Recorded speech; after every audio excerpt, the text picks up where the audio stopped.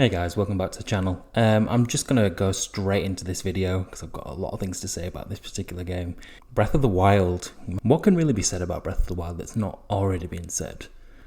It's a tough one because it has been dissected every which way. I mean, the game is at this point 3 years old, but in many ways the game is lauded as probably one of the best games ever released, and it's hard to disagree with that. Is it my personal favourite Zelda game?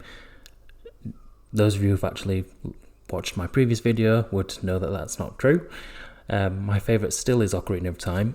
Arguably, however, I would say that Breath of the Wild is the better Zelda game. The story is pretty much the same story that you'll have in every single Zelda game that's ever been released. You have to save Princess Zelda. However, with Breath of the Wild, it starts off kind of in the middle of an ongoing story. The game starts with Link waking up after what's then to be revealed 100-year sleep. We find out that he's been put into this sleep because he's been beaten so badly 100 years ago that he's had to be put in there to honor survive. You start off on the Great Plateau in Breath of the Wild, and even if it's just the tutorial area, the sheer size of this level is huge. So after hearing more of your backstory from King Hyrule, who's now in spirit form, he then sets you off to find Impa in Kakariko Village, which there it's revealed you have to free the 4 divine beasts from Ganon's control. It's this point that the game actually completely opens up. You don't have to go to Kakariko Village, you don't have to do anything else. You can, from there, go to fight Ganon. It'll be incredibly hard, but you can still do that. And that's what I really love about the game. It really sets its own standard for the player and what the player wants in their own difficulty.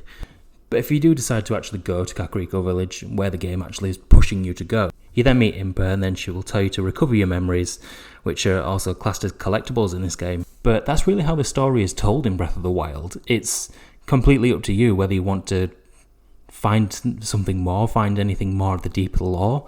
It's something in the game that I really enjoyed. It's putting that complete control to tell the story and have your own adventure with this game in your own hands. During each individual memory, you find out little bits of information about each individual hero. Mipha was the healer and had a crush on Link.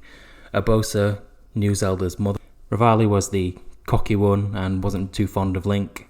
And Daruk, I feel, doesn't really have much of a backstory until the DLC, when we find out even then he's afraid of dogs.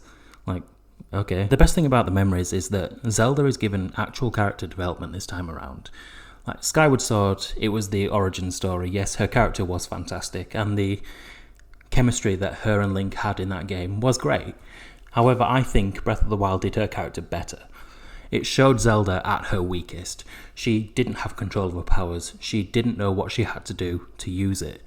And she had some resentment to Link because he already knew what he had to do, because he had the Master Sword. He knew what his destiny was. And so did the other champions. And I think that element of the story, as the memories progressed, you see her progressing to kind of warm to the other characters and finally accept that, yes, she may be the weaker Link, but she's also helpful in her own right. And Breath of the Wild Zelda is easily my favourite iteration of the character. Mainly because she's finally interesting. I mean, even in Ocarina of Time, she wasn't interesting whatsoever.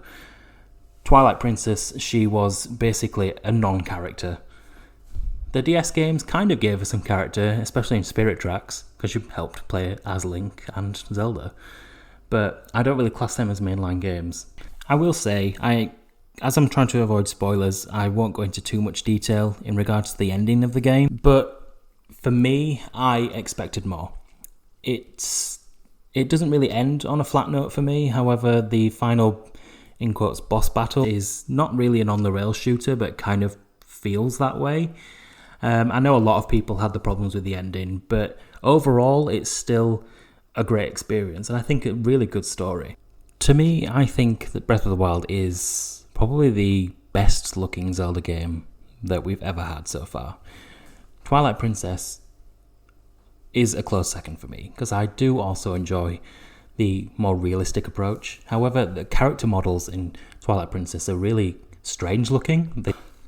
But Breath of the Wild kind of has that perfect hybrid between Wind Waker and Skyward Sword, it, to me anyway, looks like a living painting. It's a work of art that you're playing. You're not just sat back looking at a bunch of polygons. You are looking at living art. Some of the mountain ranges and the rocks do look a bit iffy, but I think that this game is easily going to be the one that ages the best. Just look at Wind Waker HD. I mean, even the original GameCube version, it still looks good. It didn't need that much of a polish when it re-released on the Wii U. One thing about the game that I was really glad about when I was initially watching the trailers and early gameplay footage, you don't have a companion. I mean, we had the fairies in Ocarina of Time and Majora's Mask, and then we had Midna in Twilight Princess, and then the less said about Skyward Sword, the better. But having no companion really amplifies the fact that in this game you are alone, and it really solidifies the fact that this is a world that has been destroyed. It's not a thriving community, it's humanity's last stand. The only real negative that I have to say about the game in general is the voice acting.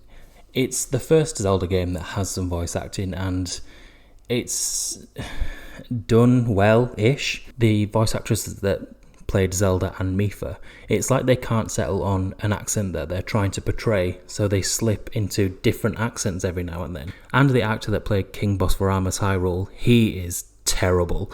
His line delivery is absolutely appalling, especially in the DLC, because he has a completely different voice. However, I think Revali, Daruk and Urbosa, their actors were easily the best ones. Urbosa's actress in particular gave probably the best performance of the game, in my opinion. So, there's only really certain things that you can say about the soundtrack in Breath of the Wild, because arguably there's not much of one, and that's the whole point.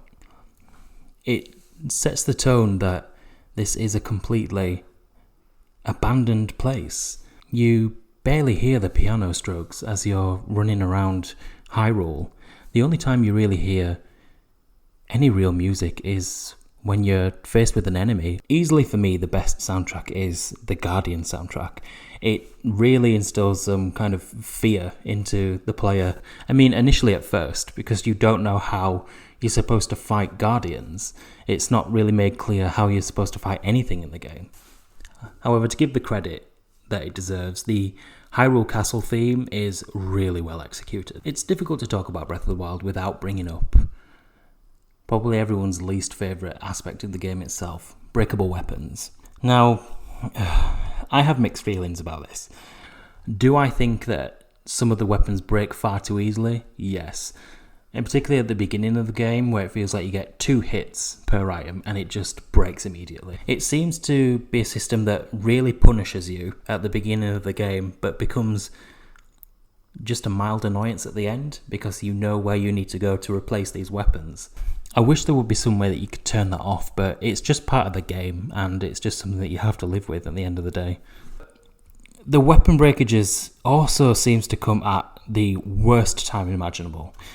And I think that really adds artificial difficulty to it. There's certain enemies that you know you're going to need all your weapons for, especially Lynels, particularly gold Lynels, when everything is breaking after 2 swings. To bring it into my own words, if you own a Switch and you don't have Breath of the Wild and are thinking about it, get it, because you won't regret it. It's a really fun game.